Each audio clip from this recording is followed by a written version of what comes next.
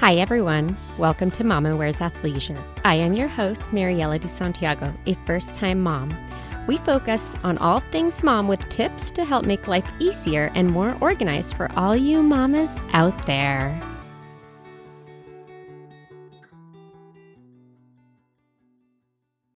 Good morning, everyone. So today we're going to talk to Cheri Bergeron about parenting outside the norm. So we're going to dive in a little bit deeper into what that is, what this can look like. I think this is more of a common thing now in today's society, which is amazing for anyone that wants to be a parent but isn't sure how they can be a parent or maybe doesn't have a partner. So many different resources out there now, and you have personal experience with this. So, that said, I'm going to go ahead and hand it over to you. If you can start off with telling us a little bit about yourself. Well, probably like so many of your listeners, I started as a career woman and really pursued my career very, very vigorously. I believed that I could be anything that I wanted to be and that the world was just my oyster. And so, boy, did I go after it. And I traveled and I had promotions and all of these wonderful things. And I also had a dream of family, but I really felt from the traditional background that I came from that it was just going to happen organically. Meet the right person, get married, the babies just come, and you live happily ever after. That's what I thought. But for me, I really struggled to find the right person. And so that meant that I just kind of kept going around the game board. I just kept finding myself on go because one of the key questions was, who do I want to have kids with? And that was really a struggle for me to find the right fit. And then you find yourself all of a sudden in your 30s and you're like, oh my gosh, what's happening? Why hasn't my fairy tale come true? And so at that point, I settled, frankly, for what I like to call Prince Convenient instead of Prince Charming, because, he looked good on paper and, hey, we're not getting any younger here. That was kind of the way I thought about it. And so off we went. Got married when I was 36 and expected, okay, fairy tale commence. And 37, no babies, 38, no babies, 39, no babies. I went at 40 and really started a fertility journey. And that journey spanned about 7 years. And throughout that journey, it was incredibly difficult. And anyone who's been through IVF knows that that is really a struggle. And there's a lot of ups and downs, and you get your hopes up and then you're disappointed. And there can also be quite a bit of loss. And so through that experience, that set of experiences, really my marriage started to erode due to the pressure of the grief, but also due to fundamental incompatibility. And so by the time I actually was pregnant with my daughter, who I have now, I was really facing motherhood alone and by my own choice. So fueled by these experiences, I decided that it was really important for me to share it to make the journey better for the women who come after me. And so that's why I wrote the book, Mission Motherhood, and why I started a nonprofit to really provide education and counseling and community support for women as they navigate that path to motherhood. Wow, that's pretty incredible. Wow, that's a lot. I haven't even scratched the surface. I love that you mention it as Prince Convenient, right? Because I think, yes, as you get older, we tend to just kind of settle because, like you said, you want this fairy tale, which is such a bummer for those that have and that, you go through it. So that kind of leads me into the next question about this unconventional path to motherhood, right? You took the path that was, I guess supposed to like be this fairy tale, and then it led you into this, I guess you would say, unconventional. So let's talk a little bit more about that. What does an unconventional path look like? What are some of those, I guess, paths that fall in this category? Right. Well, I felt that there was really only one way. That was the way that I grew up. And what I learned through this experience is there's many paths to motherhood. I initially tried foster parenting, and that is a wonderful way to become a parent. So many deserving children in need of a good home. That didn't work out for me in my specific circumstance, but I know many people that it has. There's also, of course, adoption. There's wonderful opportunities there. I am a bit of a DIY gal myself, so I decided that that I wanted to do this on my own. But my problem was my eggs really weren't great. And I didn't fully understand the biology of the fact. I thought, well, medical science is going to have my back. Of course, there have been so much advancements, and you see all the people having babies in their 40s and some even in their 50s. And so I think I was lulled into a bit of a false sense of security. But when I went into the fertility doctor, he said, the egg quality is not so good. And your odds of having a successful pregnancy were probably hovering around 10% or less. So I decided to use an egg donor, and I didn't even know about egg donors. I didn't know they existed.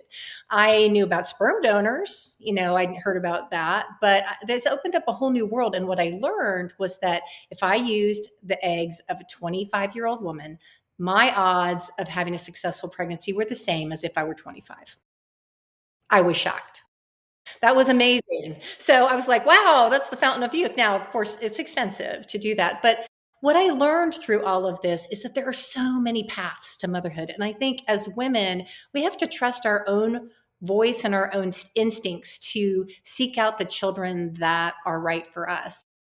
I ended up with two wonderful children that I was able to carry and be with them, every moment. And that was my perfect path. But fairy tales are not one size fits all. And so I think it really is up to each woman to figure out what their priorities are and to navigate their own path. Okay, so staying on that fairy tale, that's going to lead me into my next question because we have this kind of timeline or societal constraints where by the age of such and such you need to be married, you need to have kids, you need to do this, right? And that's not always going to be the case for families, women, especially if there are some issues where whoever it is, whether it's the partner or the mom, are unable to reproduce. So advocate for women taking control of like their motherhood journey. What advice do you have for these women that have this pressure of meeting these timelines in order to be able to start a family? Or even if you think about it, like nowadays, oh, I'm over 40, I'm too old to have kids, right? I'm almost 40 and I just had my last baby, a 3-month old, and I say that's the only difference is that you're just maybe more tired than you were when you were 25. Yeah, I wouldn't know. I had my kids when I was 44 and almost 47. So I have to say that my mantra is if the glass slipper doesn't fit, screw the fairy tale. I mean, who are you living your life for?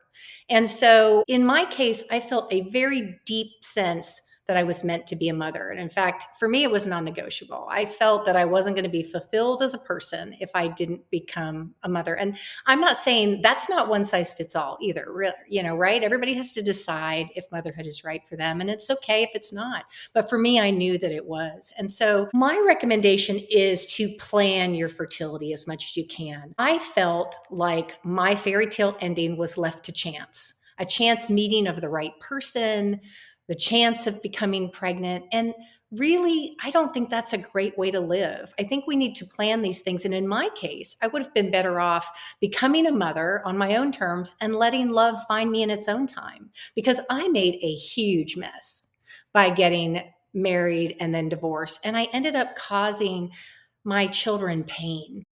And so I think that's part of what we don't think about when we settle is what could be the side effects, the ramifications to our kids by doing that. I can tell you that my kids would have been blissfully happy just having it been the three of us without some of the complications that happened later on with my estranged husband. So, my advice to you is don't settle.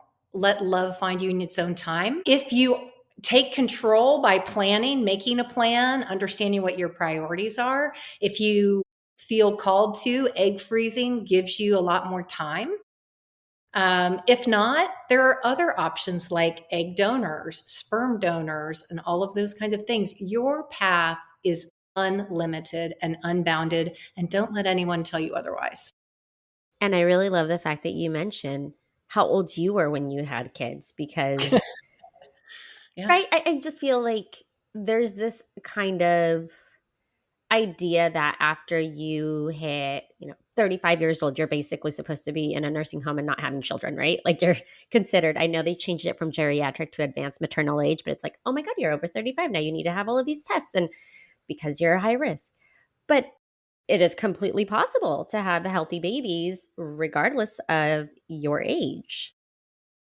I had the easiest kind of normal pregnancy at 46. And again, he was born a month before my 47th birthday. So I didn't have any of the health problems that they talk about in geriatric pregnancy. So we are all trying to live healthier lives these days, and that certainly can help. There's a certain amount of things that's genetically based, and you're not going to win against biology, I'm afraid to say. That some of those things are beyond our control. But really, the time span has opened up so much. And we just tell ourselves these limiting things that we can't do it if it's not the traditional way, and we can't do it if we're over a certain age. And I just say, love doesn't have an expiration date. And if you feel called to become a mother, you can. Hi, everyone. It's your host, Mariella. I want to thank you for listening and share some ways to show your continued support. You can rate and review on Apple Podcasts or Spotify. Share the show with friends and family. Buy me a coffee to help with the financial costs of running a podcast. Follow me on Instagram at newmomtalk.podcast. And finally, subscribe to my newsletter. Thank you for listening. Yeah, and you definitely don't need to meet a certain age gap in order to do that. So yes, thank you for all that. I was also considered advanced maternal age for both of my kids. So let's talk a little bit about a support network. I think kind of given your story, you do need a support system, right? You need community. So what role does that community play in really anyone's path to motherhood? Well, I think you're so right that every family needs a village. And we have this idea that a nuclear family that's two parents and kids is enough. But I think what we see in the crazy pace of our lives, that isn't nearly enough, is it? So, what happened in my case, I have a wonderfully supportive mother who, due to circumstances, and my father had passed, came and lived with me. And so we have a multi generational family, and my children have benefited from having their grandmother in their lives from day one, which I think is something that a lot of children don't get to have. And then we had neighbors next door who jumped in. We had, prematurity and other complications early on in my pregnancies, might be the topic of another podcast. But we had these neighbors who jumped in and ultimately became godparents of my children. And so, villages are organic and villages can evolve. And sometimes I think if you're a single mother by choice, you may be more intentional about creating a village than if you had a conventional family. So my children have benefited from a large, rich village, and I recommend it to everyone. Yeah, and I think that with first time moms, it's really hard to accept that because you think you can do it all, right? Society tells us that you should be able to do it all. You should be able to have a clean home, nurse your baby, work a full time job, meet all of the household demands without any support, right? Which is so, that in itself is a fairy tale. I wish.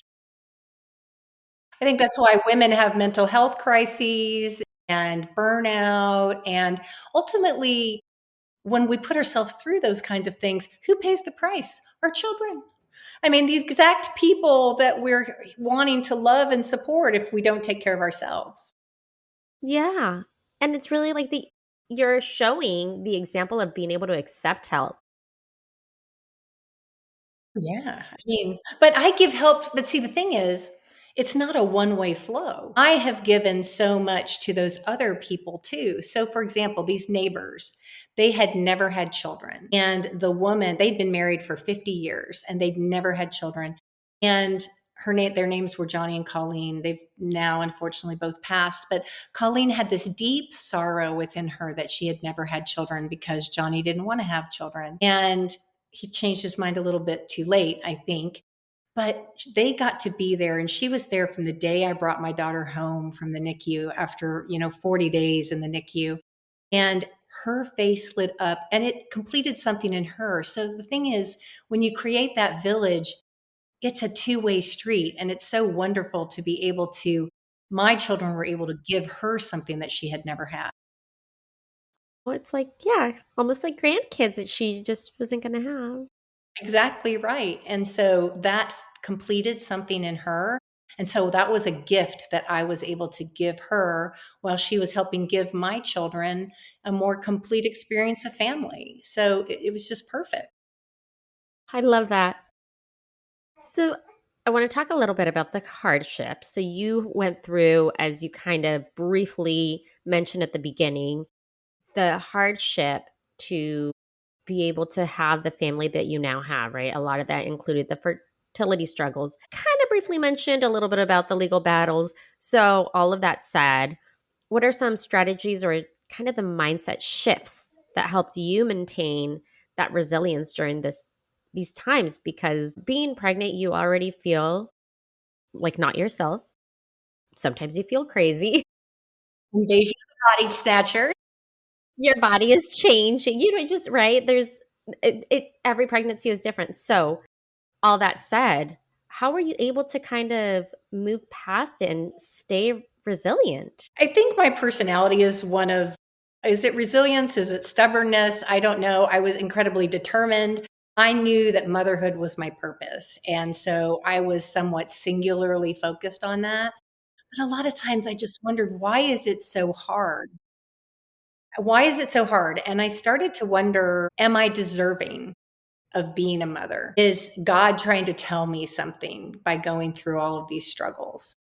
And I think that is a real fallacy that we tell ourselves. We are not broken, and we can absolutely make our dream of motherhood a reality. But yes, I did go through a tremendous amount of struggles, and frankly at the end of it, I had a lot of trauma that I'd never processed, and I had to take some time after my children were born to take care of myself, because we really cannot ignore a lot of that trauma, or we're going to act it out as mothers. Love that you mentioned like being able to take care of yourself after your children are born, right? That postpartum stage, even though we kind of have this idea that it's 6 weeks. 6 weeks, it is not 6 weeks, but you're just going through this crazy amount of shift with your body, your mental health, your, hair if you're losing your hair. I'm going through that right now, right? Keeping a baby alive, you need to be able to somehow make time for yourself to care for yourself. And we tend to forget that. That's something for years I put to the side. And especially because I was a single mother. So I was the one.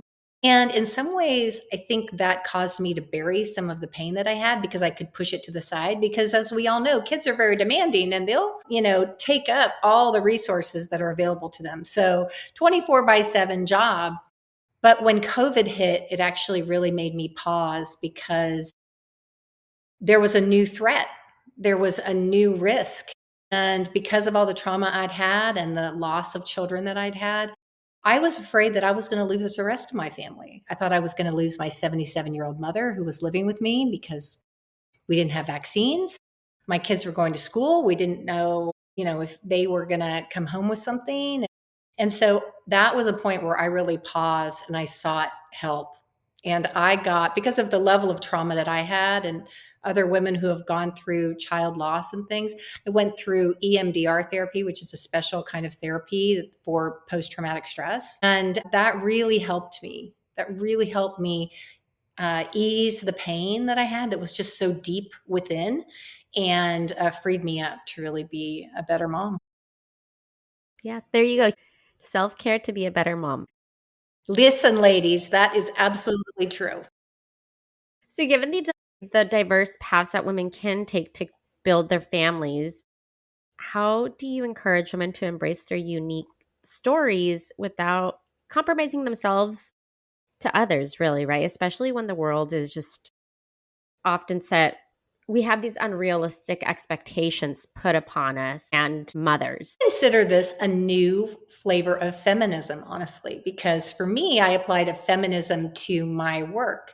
But the reality is, a fully empowered woman should also plan her fertility journey and her family building journey, and not leave it to chance. And so for me, education is a big issue. That's why I started Cheri's Choice, to really go to the younger generation and teach about fertility 101 and things like that, so that they can more intentionally navigate their path to motherhood and understand what their options are far earlier. So that's one of the big things. And then I think awareness is just an ongoing journey for all of us to be more open, to be more accepting of different paths and different flavors of family. I think we've made progress, but we always just see that we have so much further to go. And I think a lot of it too is internal. We judge ourselves and we think that we have to do it a certain way. And I just want all the women who might be struggling with this to give themselves permission to pursue other paths. You might find that it makes you happier in the end. That. Yes, the planning, right? Keyword there is the planning, because now we have so much more available to us, especially if you do feel that calling to be a mom and you don't want to leave it to a fairy tale or waiting to meet somebody to make it happen, because you never know if that other person is going to be able to make you a parent or not. And that makes you feel so powerless as a person. Like if we're career women, we're used to being in charge and control of our destiny. And then somehow we were just I was powerless on this journey to motherhood. And the idea that I actually have choices and that I can pursue my goals, even if I don't have a chance meeting of Prince Charming, that to me is true female empowerment. Finally, my last question. Do you have any other tips, suggestions, or recommendations? I will have all of your information linked in the show notes for anyone that wants to reach out to you. But anything else you'd like to share? I think it's really just ask. Ask what your options are. 7 out of 10 women don't talk to their doctors about their fertility. Plan, know your values, know what you want to achieve in family. What are your negotiables and your non negotiables? And then believe that you can build the family of your dreams, even if it follows an unconventional path. I believe that you can. Thank you so much. I appreciate you coming on and sharing all of this with us. It's been a real pleasure. Thank you so much. Thank you for listening. Tune in next week for our next episode. You can find us on Instagram for more updates and tips. Be sure to subscribe wherever you listen to your podcasts and give us a review if you like us.